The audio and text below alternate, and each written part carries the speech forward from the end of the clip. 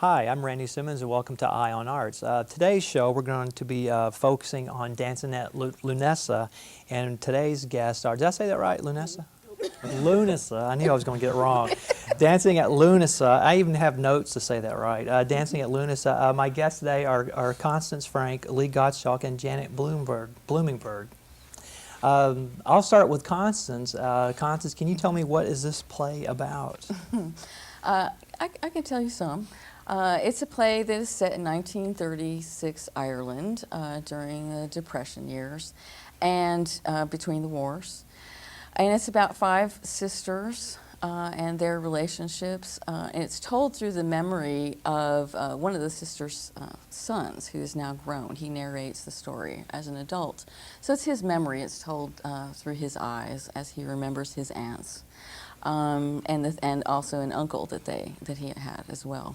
So the story is really just kind of a collection of those memories about this one particular summer when they got their first radio, and he was 7 years old.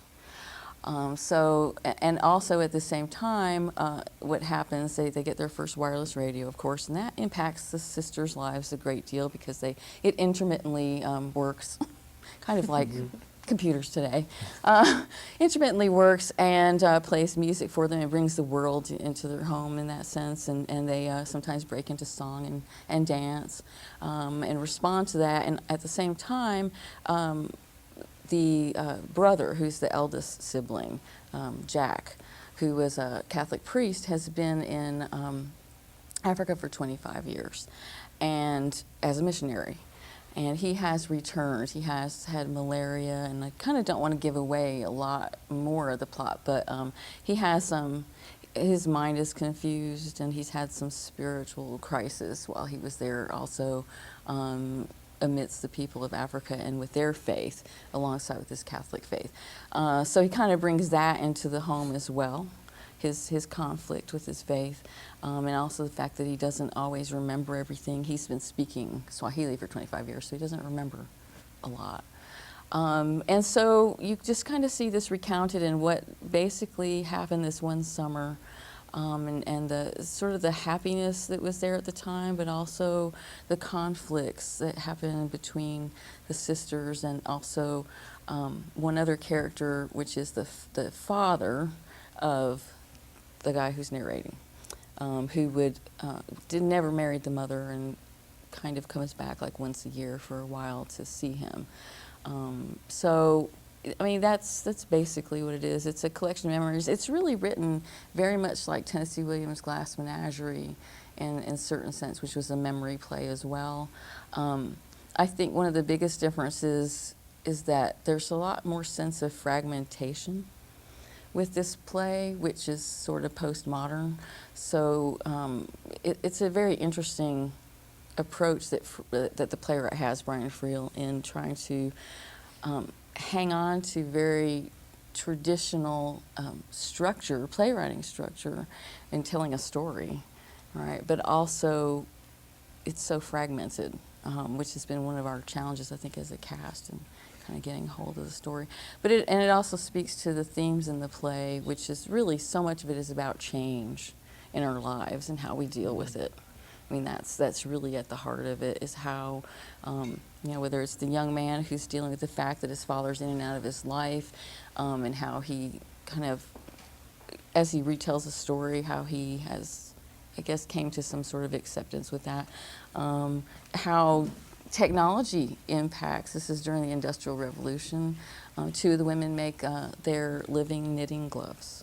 And a glove factory moves in and they lose their job. I mean, so you kind of see how the family is impacted by Industrial Revolution, the changes that whether they're economic forces, or they have to do with faith, or if they have to do with relationships and people who are in and out of our lives, how sometimes families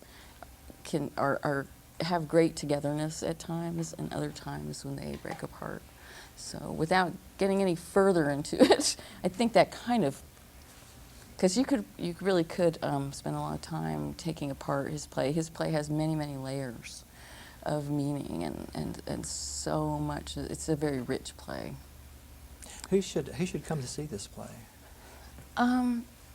It's really, I mean, it's Everyone. certainly, yeah, everyone. Well, I would say everyone other than young children, because it's certainly, you know, it's, you know, like what, PG-13-ish, right? And so I would say that because it's really, I mean, just a wonderful story. It's even though there are, you know, sad things, there are all these bright, joyful things in it as well, which to me epitomizes life. I mean, it's, you know, and how we, you know, I think that Friel, as well as the narrator Michael, embraces everything in his life, you know, and and that's what I really like about the play. And I won't say anything about what's in it, but the you know, the final monologue really captures the whole essence of that in the play, I think, and what Friel wants to say about, you know, our lives today.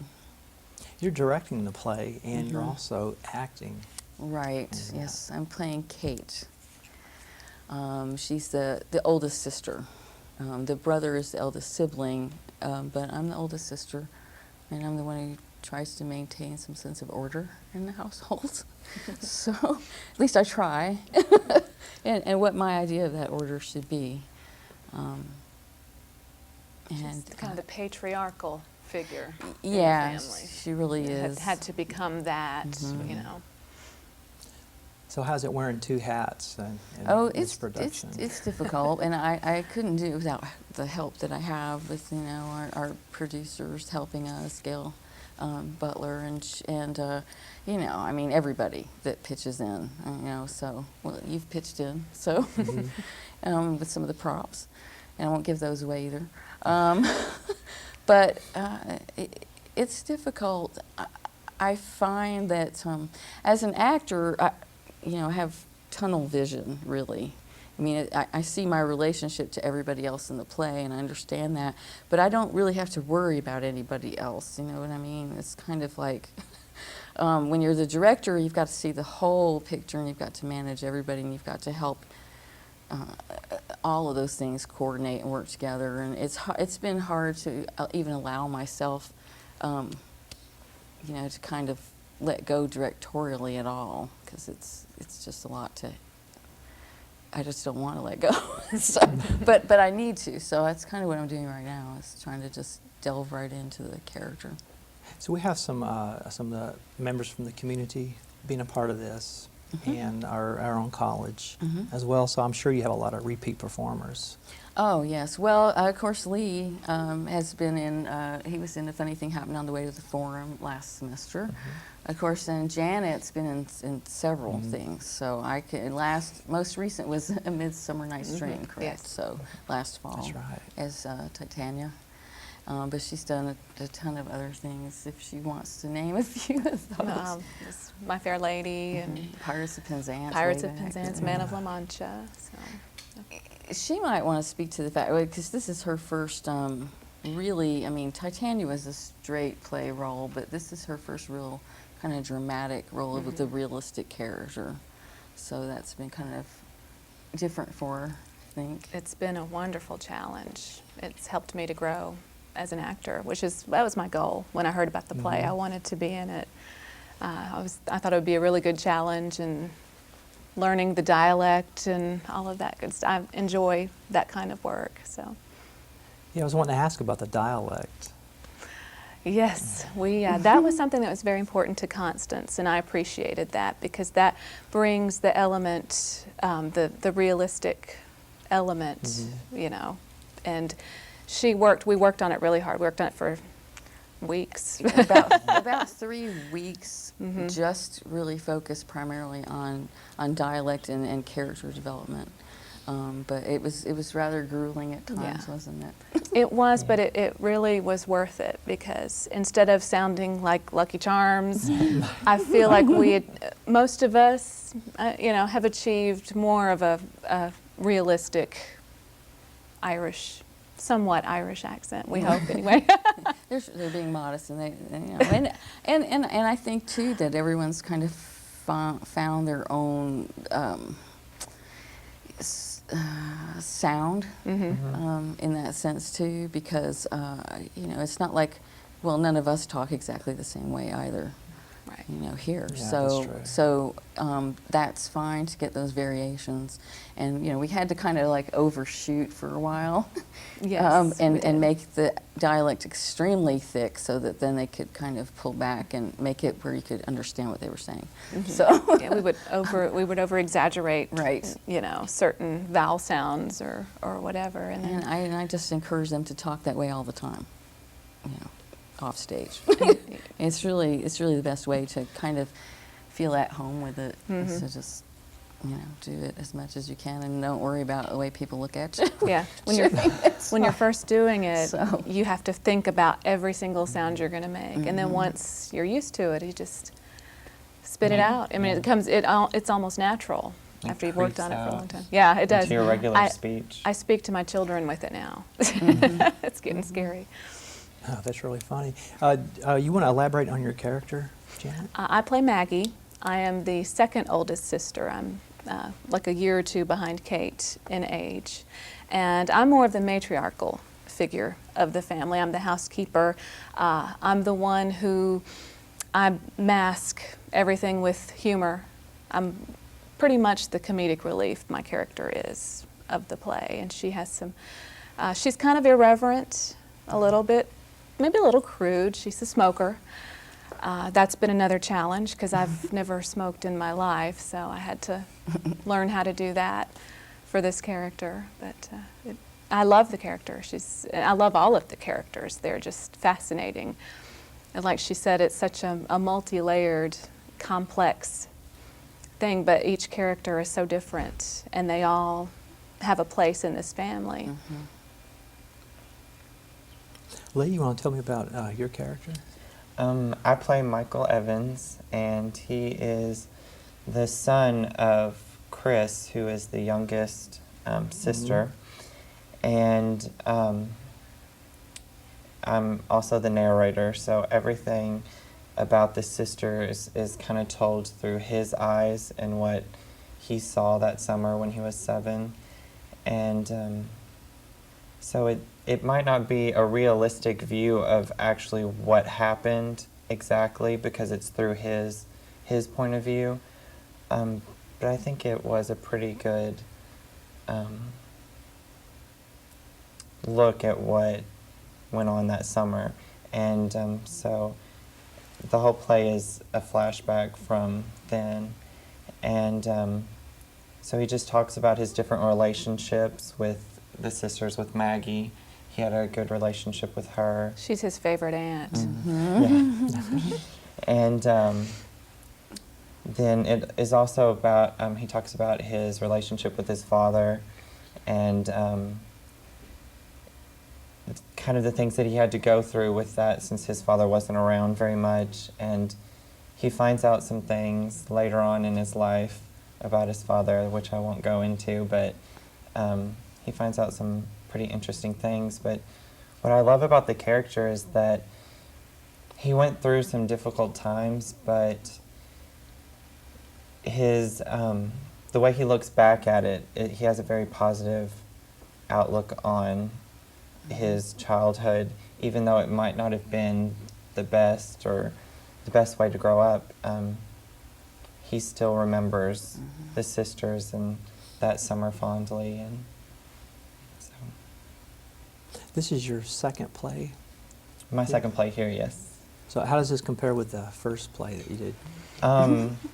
Well, Forum, I was Hero, he's in love with Philia, and so that was basically just, it was a different emotion, he was just in love and everything was happy and very dramatic. And in this one, the character's more real. He has he has more depths than Hero did. And so it's been very interesting learning about him and becoming the character. Interesting. And what is your major again? It's out here? Associate of Arts. So. Fabulous. And Constance, the one thing I did forget to mention were the dates of the play. Okay.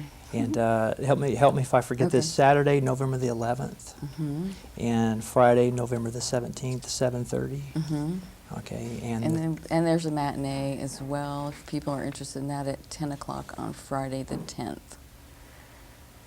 okay, and the matinee is available to local high schools and. Right, high schools and junior high schools is, and I think that we've contacted some senior citizen groups and some others. So if there are some special interest groups, I think we would invite them as well. So. Great. So you said this play is pretty much open to everybody. Oh, yeah. It's probably maybe Yeah. PG-13. Yeah, or yeah, because something. I think that there's a little bit of language, and especially like the first act a few times, not that many. And other than that, it's really just younger people, younger than that, wouldn't understand it. I don't think. I mean, Yeah, because it's of more the of a adult relationships Okay. and, Yeah. and the things that are going on. Another interesting acting challenge that Lee didn't mention that we have in this play that's different from the movie, because I know that some people have seen the movie, and while the movie's pretty true to the play as far as what Was Real was doing, for the most part, there are things in the stage play that can't be captured on film. And some of that are the surreal qualities that the play has. And one of those things is about where Michael, the narrator, the adult narrator, when he's looking back sometimes on certain memories and conversations he had with different people, appears when he's the little boy is invisible. So Lee and the rest of us have had to work with interacting with the little boy who's invisible, while the narrator's actually saying the lines somewhere in our vicinity, but we don't see him. So, and I think it's an important thing to capture for this, because that surreal quality reminds you again that this is a memory, that he's retelling a memory. So we, have had, it's been an interesting challenge, that's for all of us, but especially for Lee. And the way the play is divided up with the sections of monologues for him it's harder too in that sense than something like Forum, right? Because you have those scenes and you're just kind of, it's pretty. That's the other thing, is that Forum is a plot-driven play. It's just about things that happen in a sort of a linear way, whereas this is really about the characters. It's really a character play. It's kind of like he's looking back at his aunts and his mother and his father and Uncle Jack, and it's like when we think about our relatives, I remember certain highlights about them and certain stories they would tell, or it's like little flashes, and I think Friel's captured that really well. That sense of, because they're very realistic characters, but yet we don't know everything about them. We know what the 7-year-old caught, so it's really very good writing in that sense. Yeah. There's something I've always wanted to know, and that's how do you guys memorize all the lines? Yeah, we're all laughing about that. It's really, and different actors do work different ways, but for me, what's been a challenge is I like repetition and rehearsal. I'd rather be in rehearsal, for 10 hours in a day than to take it home and study it. I'd rather be interacting. But we can't always do that, obviously. So, although where I was trained, that's pretty much what we did. We just lived there 7 days a week. But that is very hard to do nowadays, and most people can't afford that time. So and because I came in very late, and I didn't get as much repetition, even more so than I would like. So I've had to study outside of rehearsal more than I like to. Because usually I don't have to sit down and memorize, actually. I usually, unless it's like a very lengthy monologue like yours. But usually I don't have to. This time I've had to because I didn't have enough time. But now some people, and I don't like to memorize before I go into a show, and some people do. I do. I like to learn with my blocking and as I'm discovering the characters and the relationship. But, It really depends on how much time you have. That's true. Honestly. That's definitely true. Yeah. See, with me, it's easier. I do a lot of the memorization at home on my own, so that when I come, I don't have to hold the script. I can find out where my blocking is, and for me, it's easier that way. You know, it's like she said, everybody works differently. Yeah, and of course, like we were talking last night about, of course, you not only have to learn your lines. I mean, you're learning cues as Exactly. well. Everybody Right. else. Your You're learning placement. everybody else's lines, really. You have to. I mean, When you do dialogue, you have to can't learn anything in a vacuum. Right. You Right, really yeah. have to know where you fit into the whole picture. There's a everything you rhythm. say, yeah, There's and a rhythm to there is a it. rhythm to it. You know, how does what you say fit into this moment and into the big picture of everything, and how it affects everybody else in the play? I mean, you should always know that. So. There's so much to think about in doing a play, and I would love to take part in a play, but I'm just Oh, mortified let's of the get lines. I think I said the wrong thing. It's actually just memorizing the lines. I would We- just mortified. You know what? I'm going to tell you though. I remember the first play that I went to in undergrad school, and I saw Master Harold and the Boys. It's a 3-character full-length play. And I had the same reaction as a freshman, and I was like, oh my God, how did they learn all those lines? You know, and I came up to them and I said, how did you learn all those lines? And he just laughed and said, that's the easiest part. And it is. It is. It is the easiest part. It is, I mean, you know, the lines come with everything else too. I mean, there's just so much more to, acting.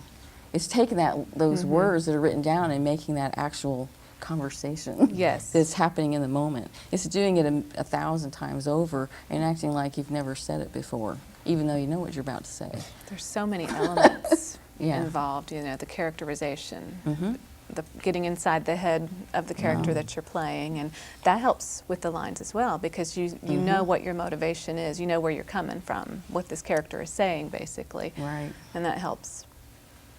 And being in the right place on the stage at the right time. Blocking and- is, that's what she was saying, you know, getting the blocking as you know, the repetition, learning where your character's supposed to be, that's another cue for you. And then when doing ensemble work like we're doing, we cue each other with our own lines. So you not only learn your own lines, but you learn everyone else's as well. Wow, that's great. This is information I didn't know about before, so the gears are turning. I bet the audience members have thought the same question as well. We need to take a quick break, and we'll be right back. When I cast my mind back to that summer of 1936, we got our first wireless set that summer, and it obsessed us. And when I remember the kitchen throbbing with the beat of Irish dance music, and my mother and her sisters suddenly catching hands and dancing a spontaneous step dance like excited schoolgirls. Dancing at Lughnasa, November 17th at 7:30 in the WKCTC Clemens Fine Arts Center. Call 534-3212. Okay, I've got to ask this now, and you guys know it's coming. I would like to hear your best Irish accent in this play. If you guys could each do your favorite line from this program. Constance in the hot seat. Oh, let's see now. Look at her. Look at her, would you? Would you look at that fool of a woman? Her whole face alters when she's happy, doesn't it? That's great. Yay. Way to go. It is magically delicious. Yes. Okay, Lee. Lee, you're the next one. Start at the beginning. Okay. When I cast my mind back to that summer of 1936, different kinds of memories offered themselves to me. We got our first wireless set that summer, and it obsessed us. And because it arrived as August was about to begin, and Aunt Maggie, she was the joker of the family, she suggested we give it a name. Way to go. Maggie, you're next. Okay. Oh let's my. see. All right. Prop, so my many prop funny ready. ones. If I had to choose between one wild woodbine and a man, say 52, plump, widower, what would I do, Kate? Why, I'd take fatso, wouldn't I? God, really, I'm getting desperate. Well, thanks for that taste. If I may put it that way. Magically delicious. Dancing at Lughnasa. Did I say that right? No. I've said it wrong every time. Dancing at Lughnasa. Lughnasa. Okay. Dancing at Lughnasa by Brian Friel. Received the Olivier Award in 1991 and 3 Tony Awards, including the Best Play in 92. The play was adapted for the screen in 98 in a film starring Meryl Streep. We're doing 3 shows, a matinee November the 10th on a Friday at 10 a.m., Saturday, November 11th at 7:30, and Friday, November the 17th at 7:30 as well. Tickets are $10 for adults and $5 for students, children, and senior citizens. I think I got all that right. I should throw out a plug as well for our gallery out in the lobby, our Clemens Theater Gallery. We're doing Michael Johnson's photography work, and that'll be up until, I believe, December the 5th. And right after that, we're having Paul Reba's art show. He's a Florida artist. And also Norm Wergler's Christmas concert as well. The date on that? December 3rd. December 3rd at 3 p.m., I believe. Is that right? Yes, we have our graphics up. So I should just read the graphics. No admission charge there. So anyways, I think that's all the plugs I need to make. Any closing remarks from you guys? Come see the show. It's really good. All right. Well, you heard that. That's right. Hey, Oh, you pretty should have been good. in the Job. play. You should have auditioned. Oh my Oh, goodness. no, That's I'd pretty have good. opened the mouth. You surely did. Well, I'll work on memorizing lines then, and maybe I'll hit you guys up for spring. And what's the next production by the colleges? The Mikado. Okay, It's and in we'll be spring. doing cast calls for that, I'm sure. And yeah, auditions will be in January. I'm not sure if I don't think he's announced the date yet. It'll be posted on the website though. Okay, posted on the website, and I'm sure they'll be in the call in the papers as well. Great. Well, I think that wraps it up for us today. Thank you guys for coming in and talking with us, and we'll see you guys on the next Eye on Arts.